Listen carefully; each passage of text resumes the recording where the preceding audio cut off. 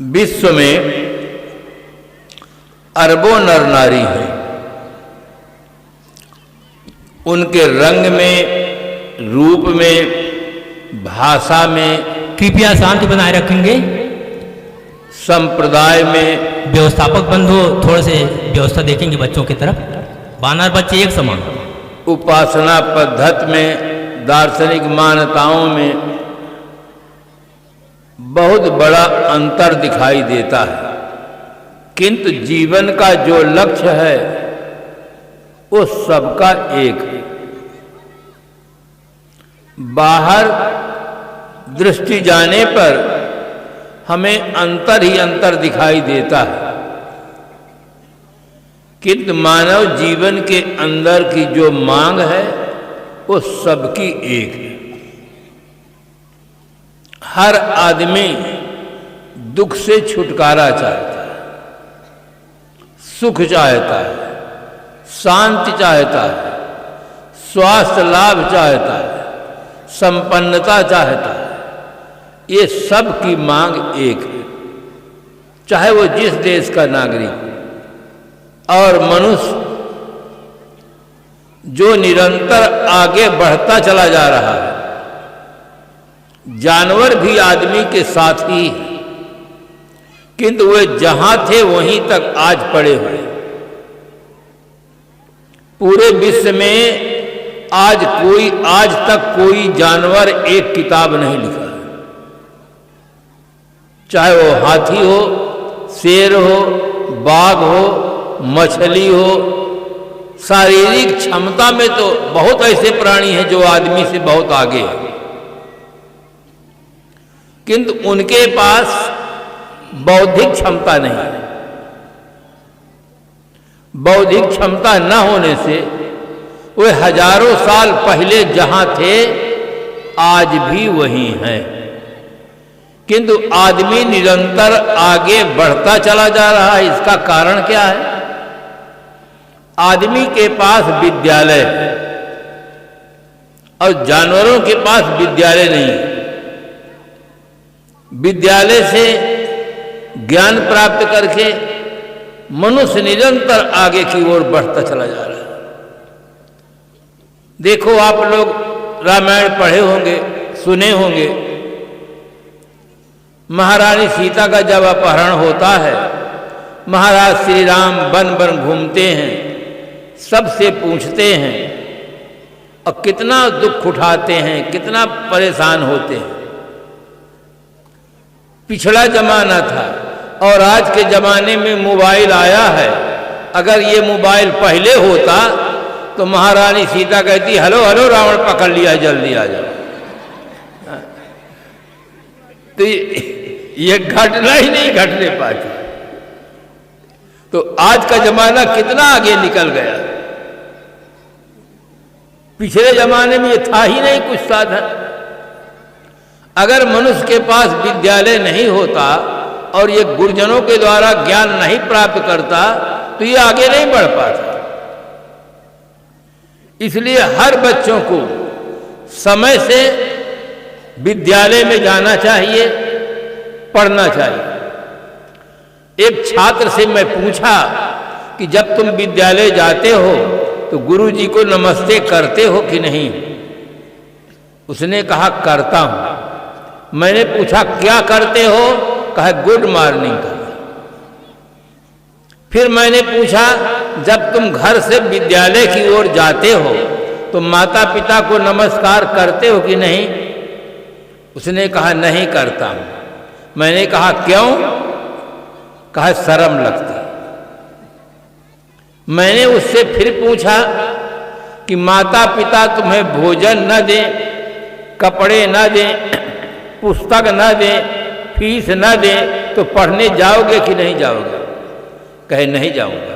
तो मैंने कहा तुम्हारे पढ़ने में माता पिता का कितना बड़ा योगदान है। जन्मदाता, अन्नदाता माता और पिता। माता पिता कितने प्यार से तुम्हें सारी व्यवस्था देते हैं, तब तुम पढ़ने जाते हो। अगर माता पिता व्यवस्था न दे,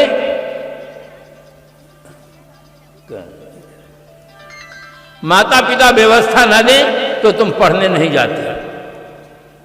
इसलिए घर से जाते समय विद्यालय हर बच्चों को माता पिता को प्रणाम करना चाहिए, शर्म नहीं आनी चाहिए।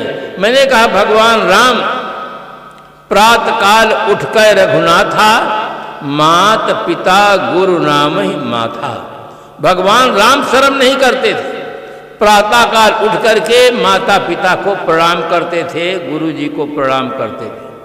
हर बच्चों को चाहिए कि प्रातः काल उठें, माता और पिता को प्रणाम करें। जब घर से विद्यालय की ओर जाएं तो पहले उनको प्रणाम करें।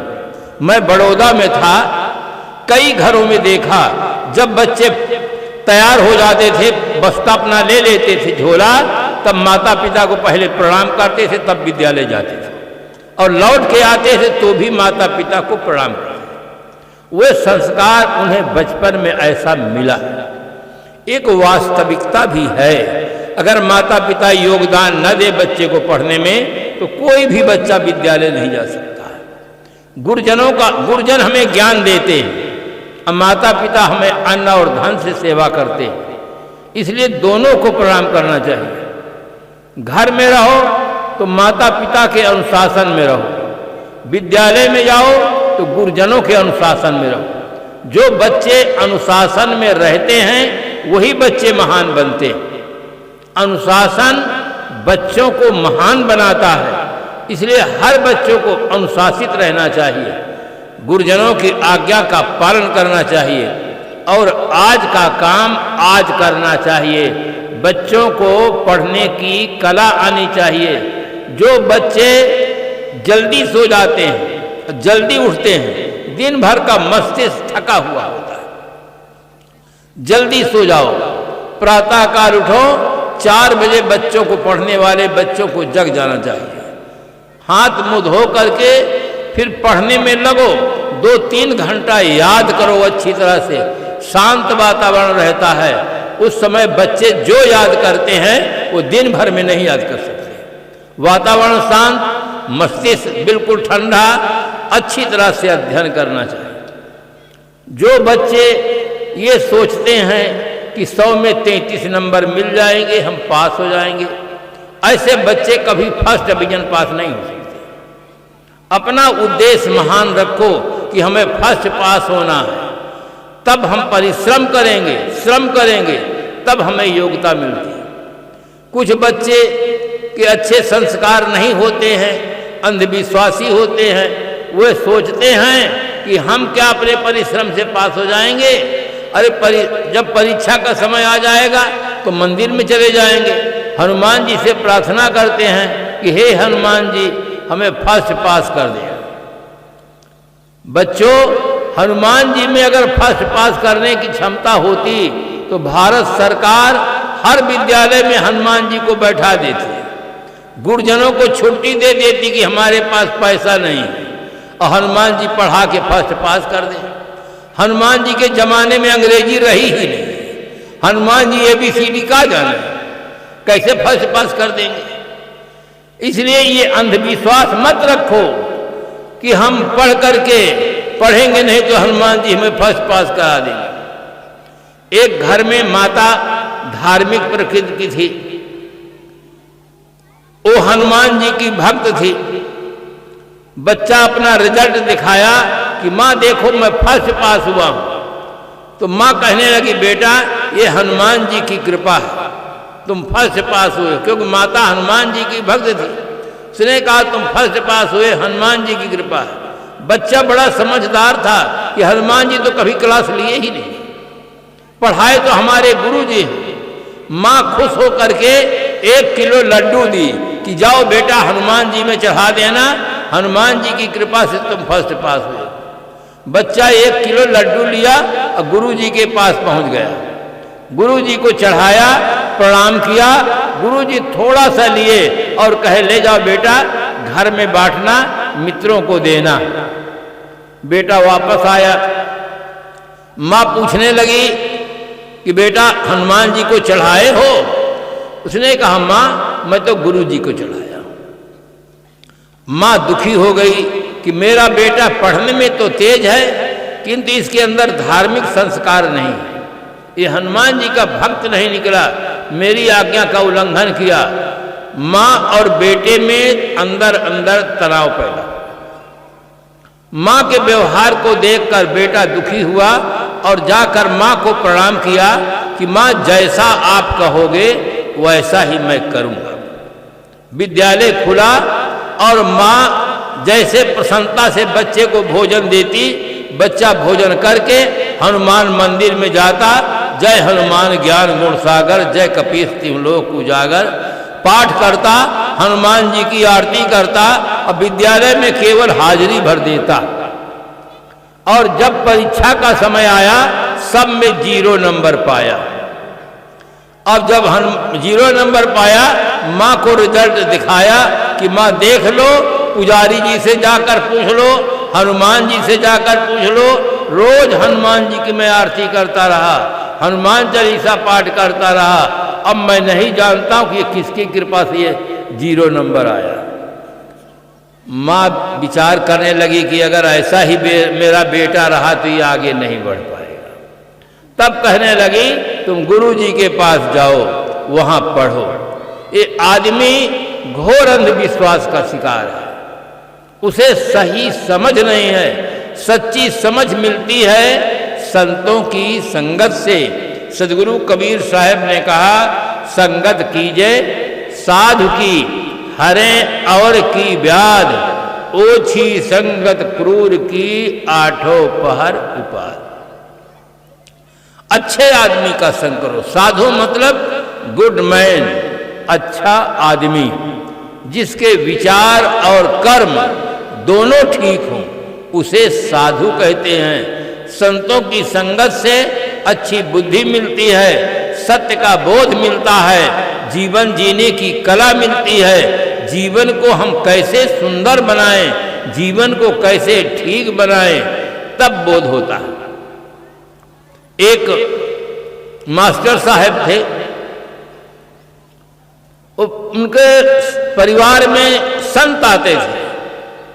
मास्टर साहब बड़े श्रद्धा पूर्वक बैठते थे, सुनते थे। उनके जीवन में आमूल प्रभाव पड़ा, परिवर्तन हुआ। बिल्कुल सादे ड्रेस से विद्यालय जाते, बच्चों को बहुत प्रेम से पढ़ाते, आज का काम आज करते। सब लोग उनसे प्रभावित हो गए। मैनेजर साहब खुश रहते, अध्यापक बंधुगण खुश रहते कि बिल्कुल कर्तव्यनिष्ठ हैं, सही समय से विद्यालय आते हैं, सही समय से विद्यालय जाते हैं, बच्चों को खूब पढ़ाते हैं, प्रेम से पढ़ाते हैं। सब उनकी प्रशंसा करते हैं। किंतु कुछ ऐसे भी अध्यापक बंधुगण थे जो विनोदी प्रकृति के थे। मास्टर साहब धोती और कुर्ता पहनकर जाते थे। कुछ शिक्षकों ने कहा, मास्टर साहब एक आप पायजामा सिलवा लीजिए, कभी कभी पायजामा और कुर्ता पहनकर आइए। कहने सुनने से व्यक्ति का मन बनता है। मन में परिवर्तन हुआ, कपड़ा लाए, टेलर के पास ले गए। सीने वाले टेलर ने थोड़ी सी असावधानी कर दिया, पायजामा 4 अंगुल लंबा सिल दिया।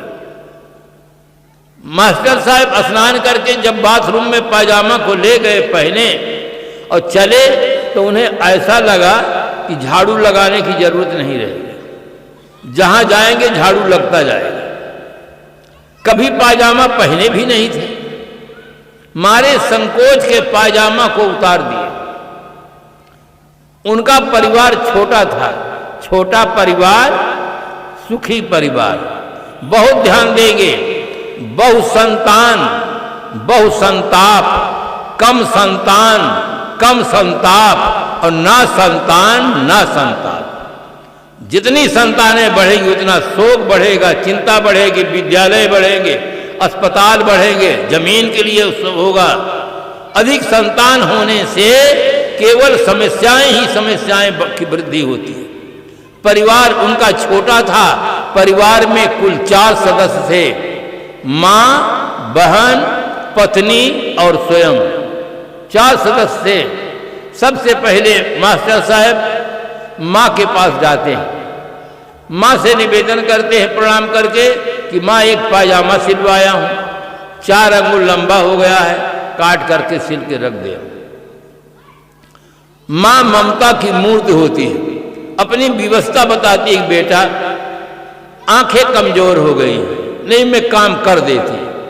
मास्टर साहब को अपनी भूल महसूस हुई, मां को प्रणाम किए, सीधे बहन के पास चले गए।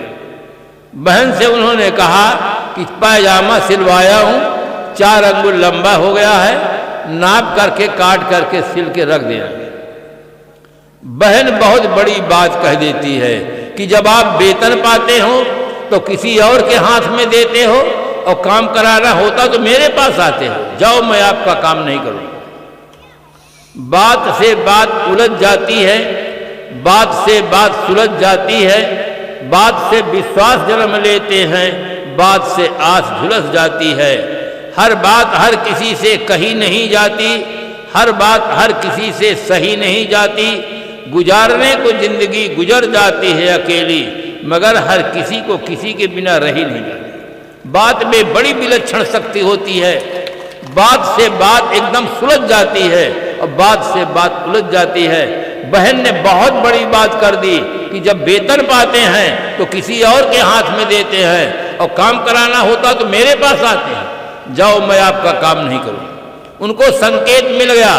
मास्टर साहब श्रीमती के पास पहुंच जाते हैं, उनसे कहते हैं कि मैं एक पायजामा सिलवाया हूं, 4 अंगुल लंबा हो गया है, काट के सिल के रख देना। श्रीमती जी लंबी सांस लेती है, कहती मैं सुबह 4 बजे से जगती हूँ, दिन भर मशीन की तरह काम करती हूँ, आप छोटा मोटा काम आप मुझसे ही करवाना चाहते हैं। अरे माँ से करवा लीजिए, बहन से करवा लीजिए, आपकी बहन सिलाई भी जानती है, फुर्सत में भी रहती है, ये काम आप बहन से करवा ले, मैं नहीं करूँगी। इन दोनों का रिश्ता क्या लगता है? ननंद और भौजाई। ननंद का अर्थ होता है ना धन आनंद बराबर ननंद, जिसके संबंध से भावज को कोई आनंद ना मिले उसका नाम है नानंद। ननंद सीआईडी ऑफिसर होती है, वो चेक करती रहती है कि भावज कहाँ बैठती है, क्या खाती है, क्या पीती है, और सारी रिपोर्ट माँ को देती है। माँ और बेटी एक होकर के भावज के नाक को दम कर देती है। किंतु किसी भी समझदार ननंद को अपने भावज के साथ ऐसा दुर्व्यवहार नहीं करना चाहिए, नहीं तो कबीर साहब की साखी याद रहे, कबीर कमाई आपनी निष्फल कभी न जाए, अब बोया पेड़ बम्बूल का तो आम कहाँ थे। जो व्यक्ति दूसरे को दुख देता है वो दुख पाता है। जो ननंद अपने भावज को परेशान करती है, तो जब उसकी शादी होगी ननंद की तो उसके स्पेशल तैयार ननंद मिल जाएगी, क्योंकि उसने दुख दिया है तो दुख पाएगी। अब मास्टर साहब समझ गए कि ये कोई काम करने वाले नहीं है। एक जगह पर पायजामा को रख देते हैं और विद्यालय जाते हैं, प्रेम से बच्चों को पढ़ाते हैं, सब भूल जाता है कि घर में क्या समस्या है। आप ठीक से अपने कर्तव्य का पालन करें तो आपको उसमें बहुत आनंद आता है। मास्टर साहब बच्चों में बहुत प्रेम से पढ़ाने लगे, सब भूल गए। माँ को बहुत देर के बाद ख्याल आया कि बहुत दिनों के बाद मेरा बेटा छोटा सा काम बताया, मैं अपनी मजबूरी बता दी, मेरा बेटा चुपचाप चला गया। माँ के अंदर ममता उमड़ती है, कपड़े को ले करके मशीन के पास जाती है, 4 अंगुल नाप के काट के सिल देती है। माँ का हृदय प्रसन्नता से भर जाता है। माँ अपने कमरे में जाकर विश्राम करती है। थोड़ी देर के बाद बहन बाहर से घूम कर आती है। बहन के विचारों में अंतर हो गया कि भाई कमाता है, हम सब खाते हैं, भाई शादी करेगा तब शादी होगी, भाई जब बुलाएगा तब इस घर में आना पड़ेगा, मुझसे बहुत बड़ी भूल हो गई। बहन भी पायजामा को उठाती है, 4 अंगुल नाप करके काट के वो भी रख देती है, अपने कमरे में जाकर सो जाती है। जब फुर्सत मिलती है श्रीमती जी को तब वो सोचती है, अरे आज मुझसे कितनी बड़ी भूल हुई, जिस पति के नाते हाथ में चूड़ी खनखनाती है, माथे में सिंदूर सुशोभित देता है, पैर में पायल बजती है, और जिस पति के नाते इस घर में रहने का मुझे सुअवसर मिला है, जिस पति को पाने के लिए मैंने माँ को छोड़ा, पिता को छोड़ा, सखी सहेलियों का प्यार छोड़ दिया, आज उस पति के मैंने एक काम से इनकार कर दिया, उसके मन में पश्चाताप की अग्नि लग जाती है, रोती सुसुकती हुई मशीन के पास जाती है और वो भी नाप करके 4 अंगुल काट करके सिल के रख देती है। मास्टर साहब सायंकाल जब विद्यालय से आते हैं, देखते हैं पायजामा सिला हुआ है, बहुत खुश होते हैं, बहुत खुश होते हैं कि काम हो गया। और सुबह स्नान करके जैसे बाथरूम में पायजामा को पहनते हैं तो ना अंडरवियर में है ना पायजामा में। 4 अंगुल लंबा था, अब 12 अंगुल कट गया। अंडरवियर में भी नहीं है, पायजामा में भी नहीं। तो पहले सबने इनकार किया, अब बाद में काम सबने किया, और कोई किसी से नहीं बताए कि ये काम हमने कर दिया। बिना सद्बुद्धि के हमारी 3 चीजें बेकार हो जाती हैं। नोट करें, समय, श्रम और संपत्ति। अगर आदमी के पास सद्बुद्धि नहीं होगी तो उसके 3 चीजें नष्ट हो जाएंगी, समय, श्रम, संपत्ति। जितने दुर्व्यसन करने वाले हैं इनका समय भी जाता है, श्रम भी जाता है, संपत्ति भी जाती है, जिंदगी भी बर्बाद होती है। अगर इनको सद्बुद्धि मिल जाए तो ये कभी सिगरेट नहीं पी सकते हैं, कभी तम्बाकू नहीं खा सकते हैं, कभी शराब नहीं पी सकते हैं, कभी गांजा नहीं पी सकते हैं। इनके पास केवल कमी है तो सद्बुद्धि की कमी है, इनके पास दुर्बुद्धि है, इसी के नाते ये नशा करते हैं। अभी इस समय अगर किसी की घड़ी 10 बजा दे तो घड़ी वाले तुरंत कहेंगे घड़ी बिगड़ गई। घड़ी बिगड़ जाती है, हमें पता चल जाता है। अगर कोई व्यक्ति कह दे अमुक दुकानदार के पास आप जाइए, बहुत सुंदर घड़ी बना कर दे देंगे, तो हम उनका उपकार मानेंगे। बहुत अच्छा आप सलाह दिए हैं, उनका उपकार मानेंगे। किसी आदमी को सर्दी हो जाए, जुखाम हो जाए, खांसी हो जाए, बुखार हो जाए, तो आदमी समझ लेता है कि स्वास्थ्य बिगड़ गया। स्वास्थ्य बिगड़ जाता है, पता चल जाता है। मकान बिगड़ जाता है, पता चल जाता है। रेडियो, टेलीविजन, मोबाइल बिगड़ जाते हैं, पता चल जाता है। किंतु बुद्धि बिगड़ जाए तो पता ही नहीं चलता। अब कोई कृपा करके बता दे, किसी आदमी को तम्बाकू रगड़ते हुए देखें, सिगरेट पीते हुए देखें, बोतल पीते हुए देखें, और आप कृपा करके बता दें कि श्रीमान जी आपकी बुद्धि बिगड़ गई है, आप अपनी बुद्धि की रिपेयरिंग किसी महात्मा से कराइए। इतना सुनते ही आदमी परशुराम का बड़ा भाई हो जाएगा, एकदम नाराज हो जाएगा कि मेरी बुद्धि बिगड़ी, मैं इतना बड़ा सेठ, इतना बड़ा प्रोफेसर, इतना बड़ा बैरिस्टर, इतना बड़ा कलेक्टर, इतना बड़ा मिनिस्टर, मेरी बुद्धि बिगड़ी। अब बुद्धि बिगड़ी नहीं तो सिगरेट कहाँ से पी रहे हैं, शराब कहाँ से पी रहे हैं, भ्रष्टाचार से कहाँ से कर रहे हैं। जिस बुद्धि बिगड़ी का लक्षण है जीवन में गलत काम का होना। अगर आदमी जीवन में गलत काम करता है तो निश्चित है कि उसकी बुद्धि बिगड़ी, और जब तक बुद्धि की रिपेयरिंग नहीं होगी तब तक जीवन अच्छा नहीं हो सकता है। चाहे आदमी राम जपे, चाहे रहीम जपे, चाहे माला फेरे, चाहे हवन करे, चाहे संध्या करे, चाहे तर्पण करे, चाहे रोजा रहे, चाहे नमाज पढ़े, चाहे हज करे, चाहे प्रार्थना करे, ये उसकी श्रद्धा है, ये उसका भाव है। किंतु जब तक बुद्धि की रिपेयरिंग नहीं होगी उसका जीवन सही नहीं हो सकता।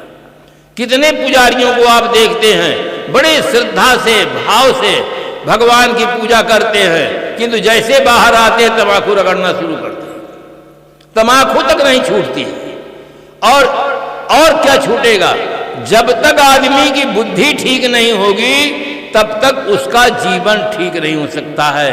इसलिए बच्चों को खूब अच्छी तरह से पढ़ना चाहिए जिससे हमारी बुद्धि ठीक रहे, हम आगे बढ़े।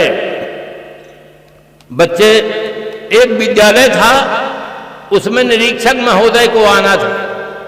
मास्टर बंधुगण अच्छी तरह समझते थे कि निरीक्षक एक सनकी प्रकृति के, ये गणित के घंटे में ना आवे तो अच्छा है, क्योंकि गणित में नंबर मिलते हैं तो पूरे मिलते हैं, कट जाते हैं तो पूरे कट जाते हैं। निरीक्षक महोदय उनकी प्रकृति जानते थे, इसलिए गणित के घंटा में ना आए तो अच्छा है। संजोग ऐसा निरीक्षक महोदय आए, उनका स्वागत हुआ।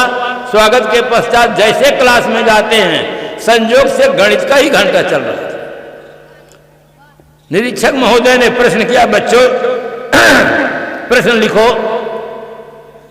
निरीक्षक महोदय ने प्रश्न किया कि एक गाड़ी दिल्ली से कलकत्ता के लिए रवाना होती, 60 किलोमीटर प्रति घंटे के रफ्तार से चलती है, तो बताओ मेरी आयु कितने साल की है?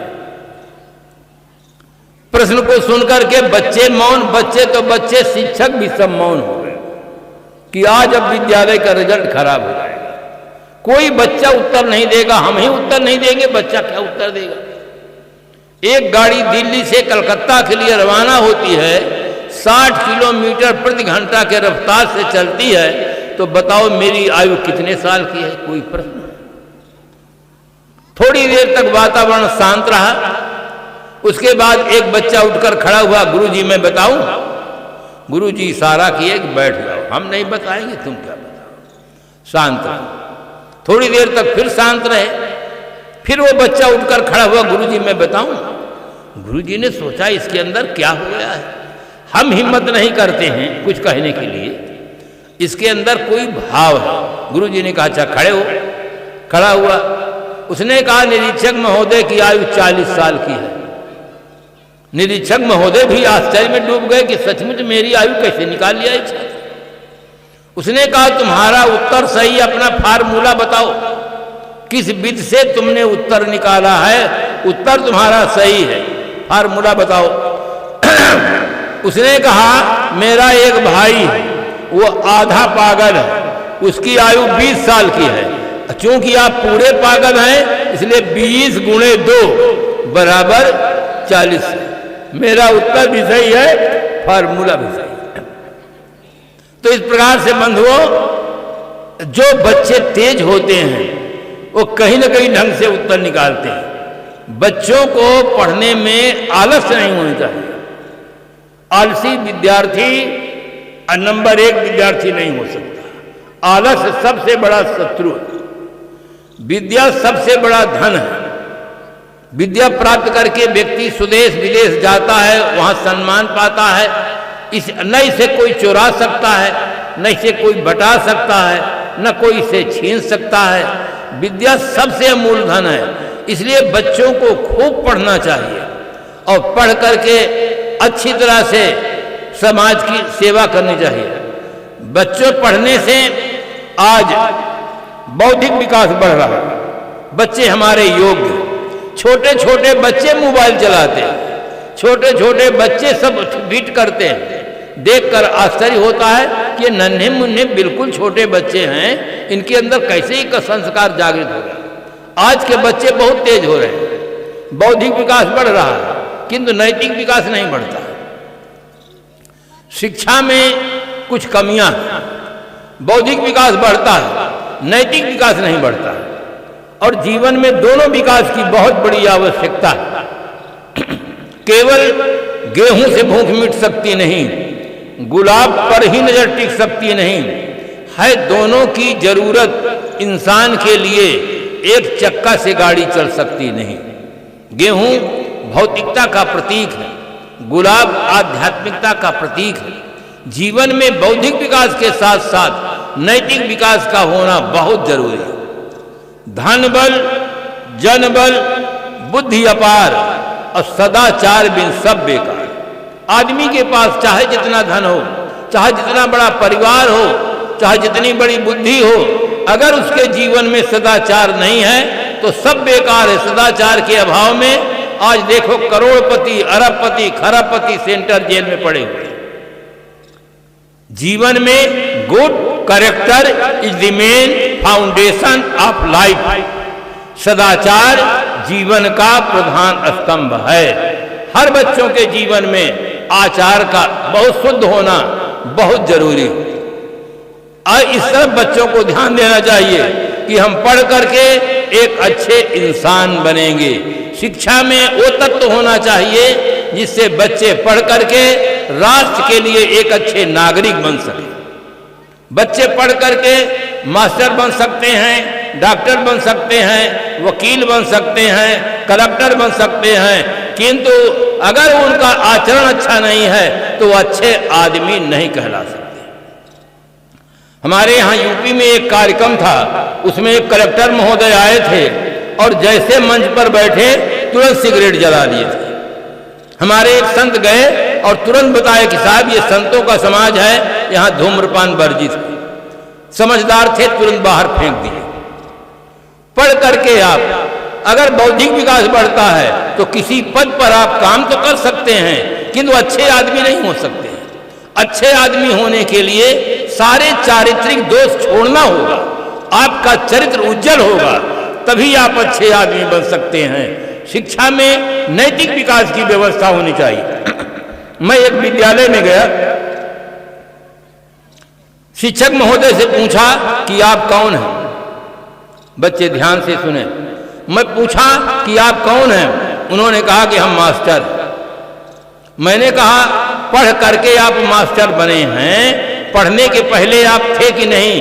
कहे था। मैंने कहा वही बताइए। मैं आपको पूछा हूं, आपका पद नहीं पूछा। आप कौन है इतना पूछा हूं, आपका पद नहीं पूछा हूं कि आप मास्टर हैं कि डॉक्टर हैं कि वकील हैं कि इंस्पेक्टर हैं। मैं आपका पद नहीं पूछा, ये आपका पद है, आप नहीं हैं। फिर उन्होंने अपना नाम बता दिया। मैंने कहा मैं नाम आपका पूछा ही नहीं, मैं आपका नाम नहीं पूछा।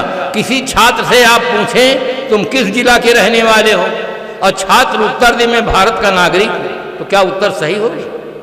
जो पूछते हैं उतना ही उत्तर देना चाहिए। मैं आपका नाम नहीं पूछता हूं, सिर्फ आपको पूछता हूं। अच्छा ये बताइए आप पहले हैं कि नाम पहले है? थोड़ी देर तो रुके, फिर कहे कि नहीं पहले मैं हूं, नाम बाद में है। मैंने कहा वही बताइए पहले आप कौन है? तब फिर बताया कि मैं पंडित हूं। मैंने कहा मैं आपकी जाति भी नहीं पूछा हूं, मैं सिर्फ आपको पूछता हूं कि आप कौन हैं। आपकी न जाति पूछता हूं, न आपका पद पूछता हूं, न आपका नाम पूछता हूं, सिर्फ पूछता हूं कि आप कौन हैं। हु आर यू, इतने बताइए आप। तब वो कहने लगे कि न आप नाम पूछते हैं, न जाति पूछते हैं, न पद पूछते हैं, तो हमें पता ही नहीं कि हम क्या किया। ये उनका उत्तर है जो अपने को मास्टर कहे। मुझे उस दिन से बहुत चिंता हुई कि स्कूलों में बच्चों को सबसे पहले यही पढ़ाना चाहिए कि तुम कौन हो। आज हमारा शिक्षा जगत अंधेरे में है, उसको यही पता नहीं कि मैं क्या हूं।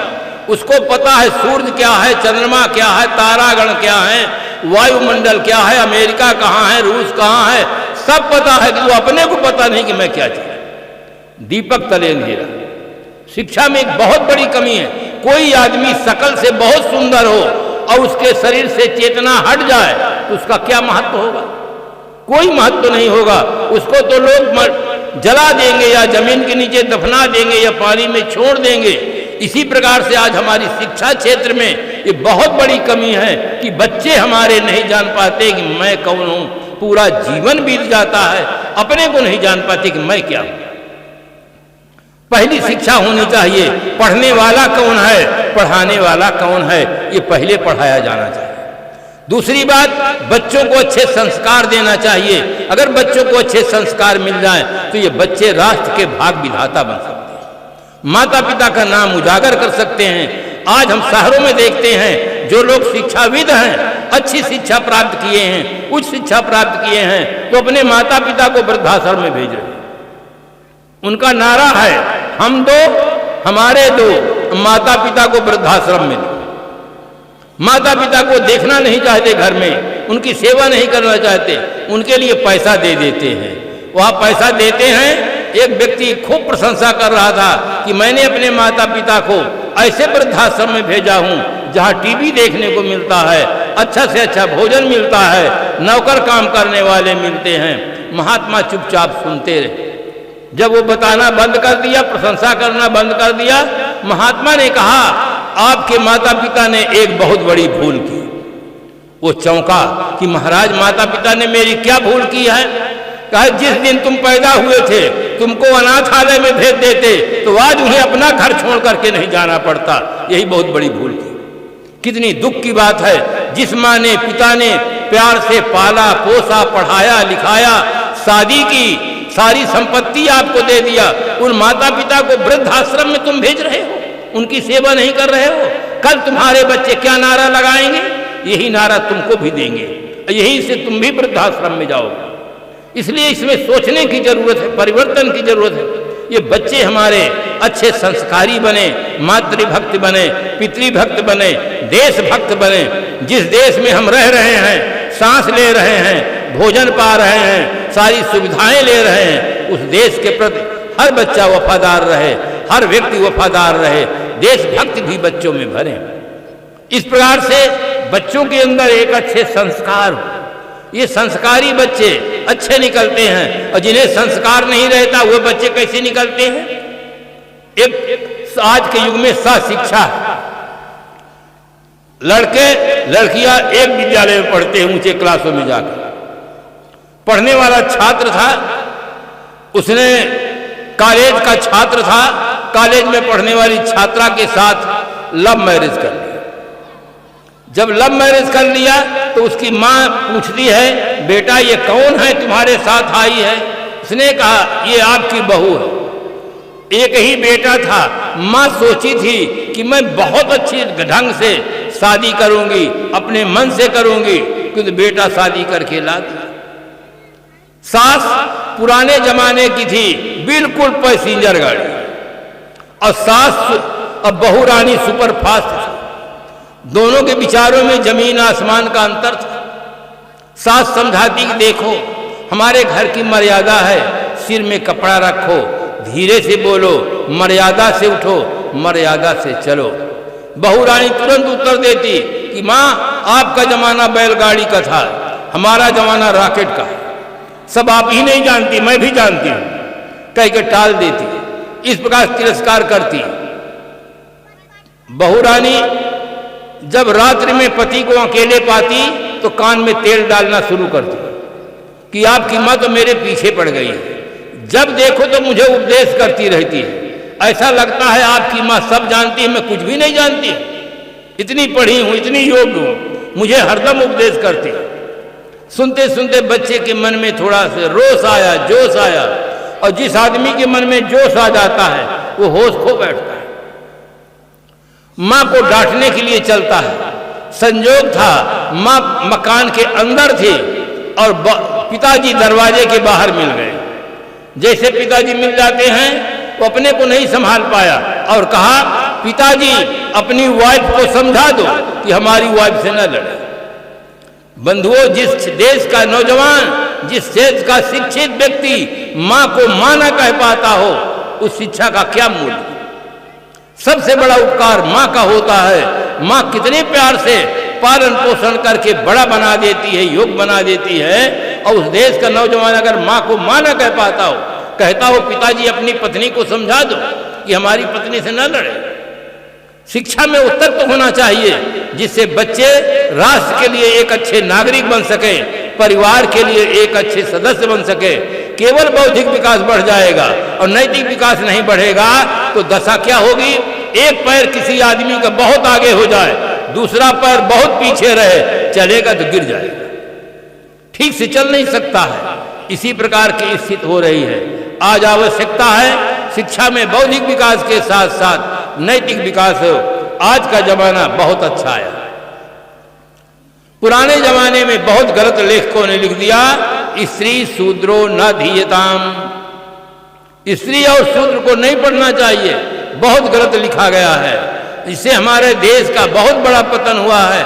आधी संख्या हमारी माताओं की है, आधी भाइयों की है, उनको शिक्षा से अलग कर दिया गया, बहुत बड़े समाज को अलग कर दिया गया। इसका परिणाम निकला हमारा देश बहुत समय तक गुलाम बना रहा। आज के युग में ये जागृति आई है, सब पढ़ें सब बढ़े, किंतु बढ़े किधर? भ्रष्टाचार की तरफ, किधर बढ़े? ये दो नारा लगाए गए अच्छे हैं, किंतु इसकी पूर्ति के लिए दो नारा और चाहिए, अभी अधूरा है।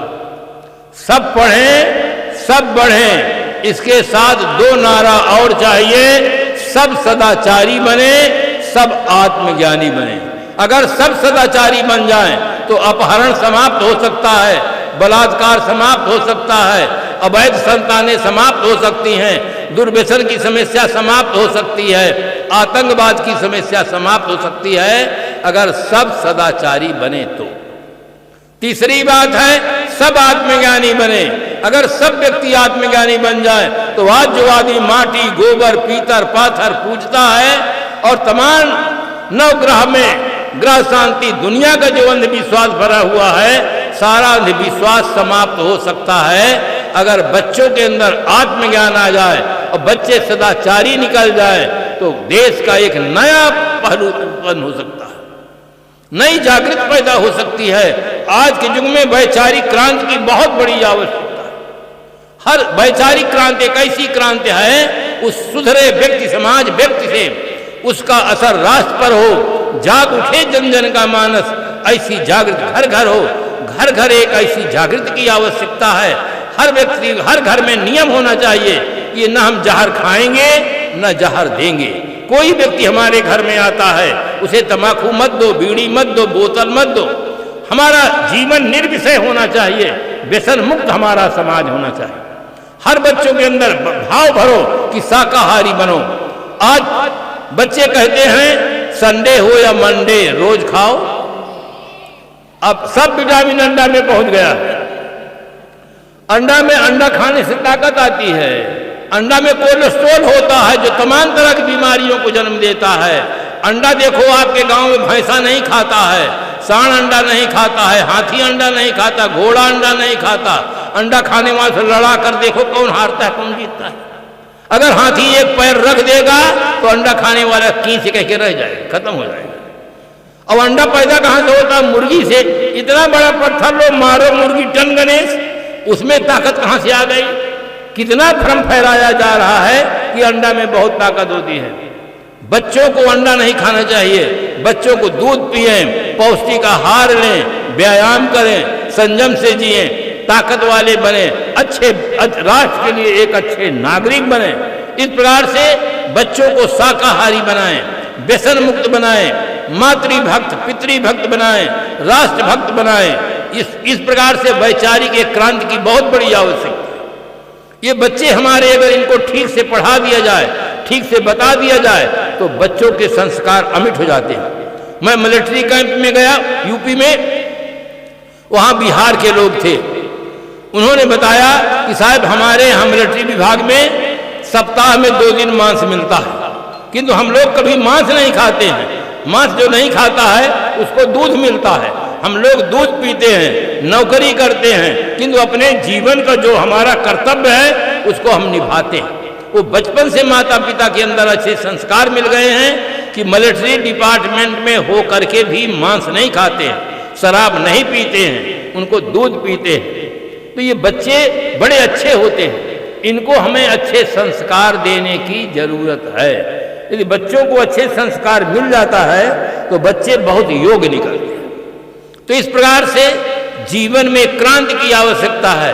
हर व्यक्ति, हमारा जीवन का निर्माण कैसे होता है? अच्छी संगत से, अच्छे ग्रंथों के पढ़ने से, अच्छे वातावरण में रहने से। एक बच्चा था कुसंग में पड़ गया। कुसंग में पड़ जाने के कारण बीड़ी पीने लगा। एक दिन पिता ने देखा, गाल में कस के थापर मारा और कहा बेवकूफ बीड़ी पीता है।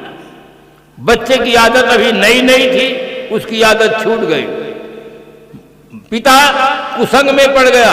नौकरों ने कहा मालिक आपके हम नौकर हैं, हम बीड़ी पीते हैं, सिगरेट पीते हैं, यानी ये बैकुंठ में भी नहीं मिलने वाला है, देखो तो इसमें क्या मजा आता है। सुनते सुनते पिता भी कुसंग में पड़ गया, नौकरों के वो बीड़ी पीने लगा। इतने में बच्चा बड़ा हो गया था, पिताजी को बीड़ी पीते देखा, मारा गाल में कस के तमाचा, कहा बेवकूफ बीड़ी पीता है। अगर बच्चा बेवकूफ हो सकता है बीड़ी पीने से तो क्या पिता बुद्धिमान हो सकता है क्या? इसलिए बंधुओं, अपने जीवन को संभालिए। संसार को संभालते संभालते 50 साल, 60 साल, 70 साल बीत गया है। अब अपने को संभालो। अपनी जिंदगी आप पैदा कर, अपनी जिंदगी आप पैदा कर। अगर जिंदों में हैं वो जिंदगी क्या है जो जिंदगी न बदल दे। वो जिंदगी कोई जिंदगी नहीं है जिस जिंदगी को पाकर हम जिंदगी को न बदल सके। कहानी कबीर जान दे वही जब से चेते तब से सही। सदगुरु कबीर साहब कहते हैं कि जब से आपको कोई संत मिल जाए, गुरुजन मिल जाए, तब से अपने जीवन को संभालो, अपने जीवन को पवित्र बनाओ, निर्मल बनाओ। जितना जीवन आपका पवित्र होगा उतने जीवन में सुख मिलेगा, शांति मिलेगी, समस्याओं का समाधान मिलेगा, आप भीतर से तृप्त होंगे। है आबो हवा ठंडी कश्मीर नहीं साहब, ठंडा हो कलेजा जहाँ कश्मीर उसे कहते हैं। आदमी का भीतर कलेजा ठंडा हो। इस प्रकार से आज भाई जो प्रबंध किए हैं हमारे अध्यक्ष महोदय कबीर साहब के आश्रम के, बहुत सुंदर उनका भाव है और वो भाव ही आज साकार रूप में आया है कि हमारे राष्ट्र के भाग विधाता बच्चों को एक सुंदर प्रेरणा मिले। तो मैं कह रहा था कि हमारे जीवन के निर्माण 3 चीजों से होता है।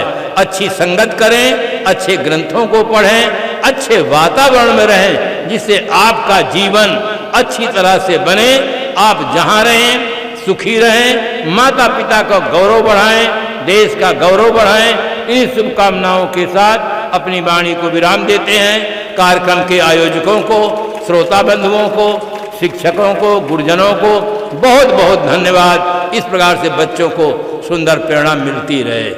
इन्हीं